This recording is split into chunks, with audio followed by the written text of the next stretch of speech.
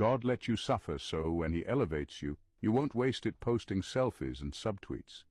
Let's be real, some of you were built like royalty but lived like refugees, dodging narcissists, escaping soul snatchers, surviving gaslighting with nothing but your dignity duct taped together.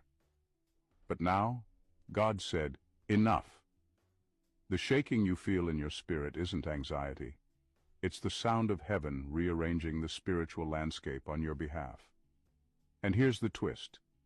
The ones who laughed at your downfall will have to watch your elevation with locked jaws and regret in surround sound. They had front row seats to your humiliation.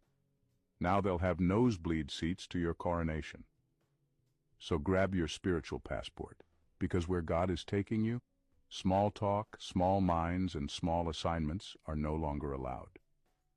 Let's talk about what this elevation really means. And trust me, it's not just a blessing. It's a bold, divine disruption. Number one, God's silence was not delay, it was surveillance.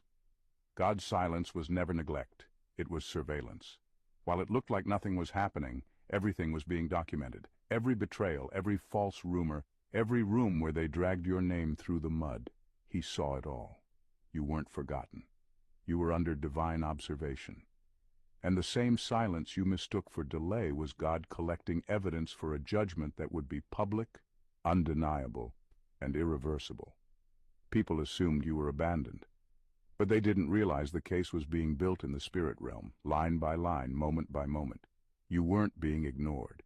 You were being watched closely because your story required precision, not popularity.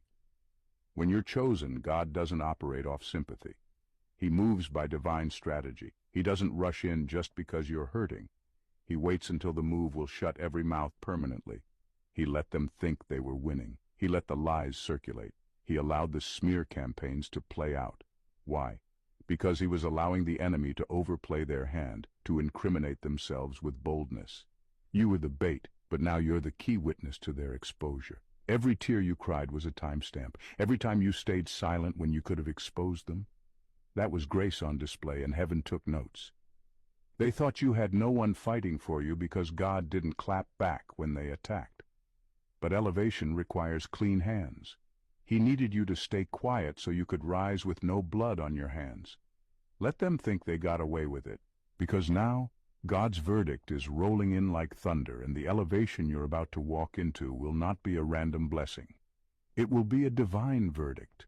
The doors are opening not because you networked, begged, or performed, but because heaven said, case closed. The best part? Your elevation will be undeniable. They won't be able to say it was luck. They won't be able to say it was favoritism.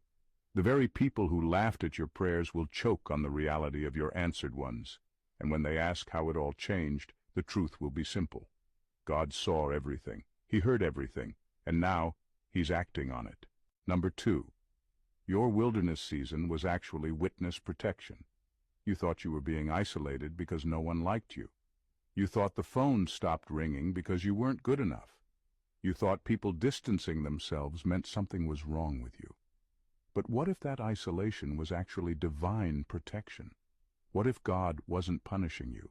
He was hiding you. You were in witness protection, not because you were weak, but because you carried something too powerful to be exposed prematurely. You weren't being rejected. You were being preserved. There were things you were carrying spiritually that required silence, distance, and complete disconnection from the wrong voices. You didn't know it, but your environment was full of spiritual hackers. People who only came close to download your secrets, hijack your peace, and contaminate your clarity. God saw what you couldn't, so He snatched you away before the sabotage could become permanent. That loneliness wasn't random. It was surgical. It was a setup to separate you from parasites who only thrived when they were close enough to drain you. You were surrounded by people who couldn't celebrate you because your very presence exposed their lack of purpose. So God cut the connection without warning and let you sit in silence, not to punish, but to recalibrate. And in that hidden season, you learned things you couldn't have learned with an audience.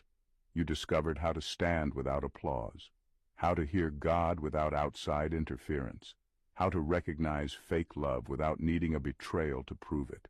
You developed strength in isolation that you never could have built in a crowd. That solitude was boot camp for your next level. And now that you're about to be elevated, you'll be able to spot a parasite a mile away. You won't crave attention like before. You'll understand that peace is more valuable than popularity. People thought your absence meant you failed, but the truth is, you were being protected from warfare you didn't even know was forming. God hid you to save your anointing from being handled carelessly. He let them forget you so they couldn't claim your glow-up.